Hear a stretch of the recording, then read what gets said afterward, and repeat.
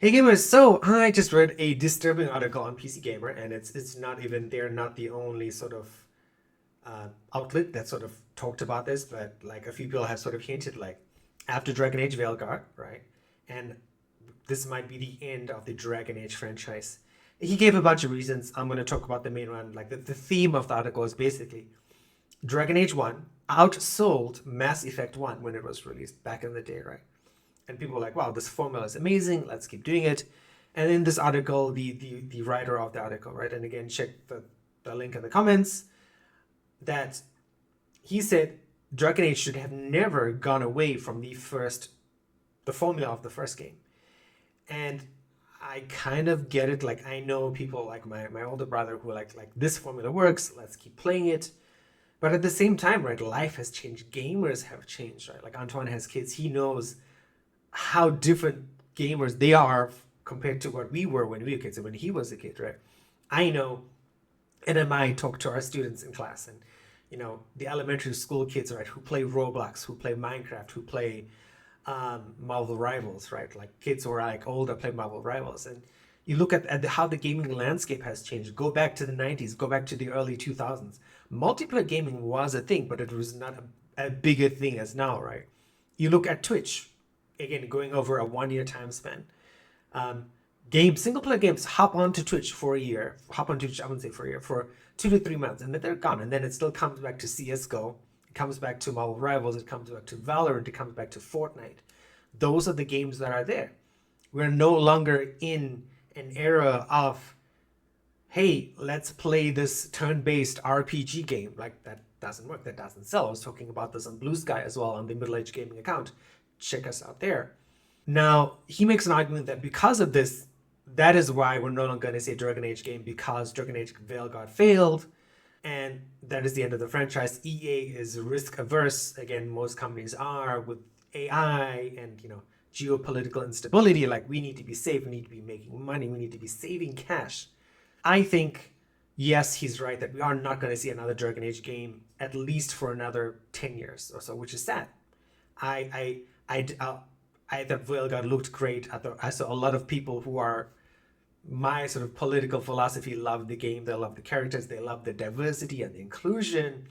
But at the same time, we know this is where the world is going. You look at the far right party in Germany. You look at what's happening in America. Like, oh my God, we should end this stuff. So I think gaming has to change. I think game developers should not be punished for doing stuff differently. Veilguard was different. The action stuff, right? This is what it is, right? Modern gamers are about this fast-paced gaming stuff, right? Sure, I understand, right? The 20-somethings, the 30-somethings are not the people. They don't have the same money that Antoine and I and Adam have at our 40-something age, right? All this disposable income to pay for it. But then again, right, you want to grab people, and the people who are playing this action Marvel Rivals or Fortnite right now are the people who are going to be in their 40s. You want them to buy your game or buy your franchise. And if you're doing the same old turn-based RPG story-heavy game, it's not going to work in 20 years, right? You're building a franchise for the future.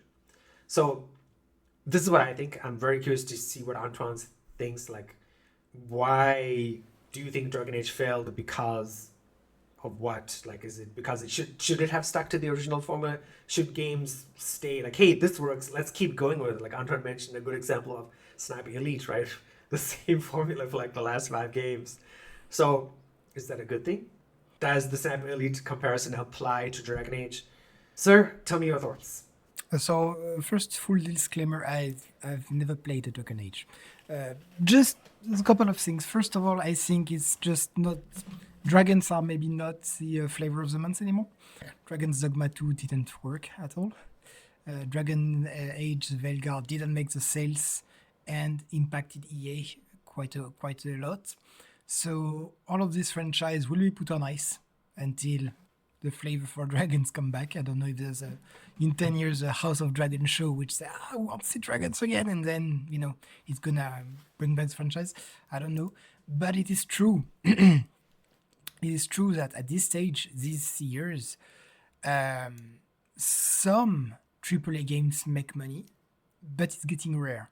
Like Wukong did great, and it's single player, and it's different, and it worked well, and it make money, but it's a gamble. It's a big gamble each time. And we are not talking about, oh, I'm going to invest in whatever crypto money today, and in 10 days I will see if my gamble pay off. Now we are talking about 5-8 years development team, hundreds of millions of dollars. You don't know if what the project you started now is going to pay out. So you have to be very careful with your big name franchise, right? And if one episode doesn't work, you have to put it on ice and try something new. So the Velguard didn't work commercially speaking. And I think he said like it's not like Dragon Age is finishing, but we are giving it back to the fan or to the community or something like this, which is a sentence I honestly don't understand unless he's talking about mods, right? Maybe. But yeah, it's not about the game being great or not. It's about the fact that he didn't make enough money. And once again, I haven't played the game, so I can't tell you if it was great or not. Now you're talking about Sniper Elite. It's very annoying because Sniper Elite is literally Sniper Elite 3, 4, 5. It's exactly the same. And this new Resistance is a DLC that you pay full price at $65 Canadian on Steam. It's a shame.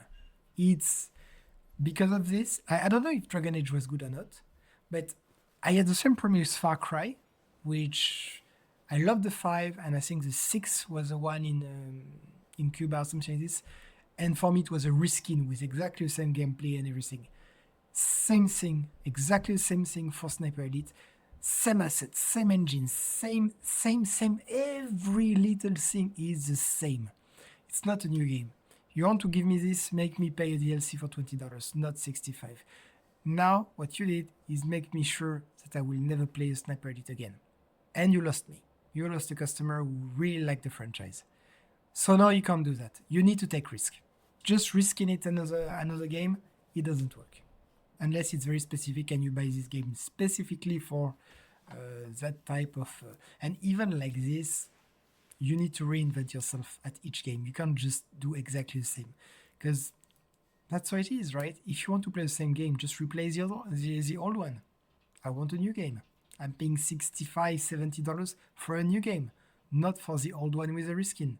I'm completely going on tangent over there, so stop me when you want. But yeah, I'm just saying that the Sniper Elite Far Cry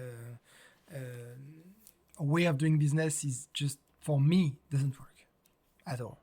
So if Dragon Age tried to make something new and didn't work enough, that's a shame. But I would still, like say, good for trying something new. It didn't work. Put the license on ice and put the IP on ice and see if it works again in 10 years. And until then, please give me a Mass Effect 5 that I will love.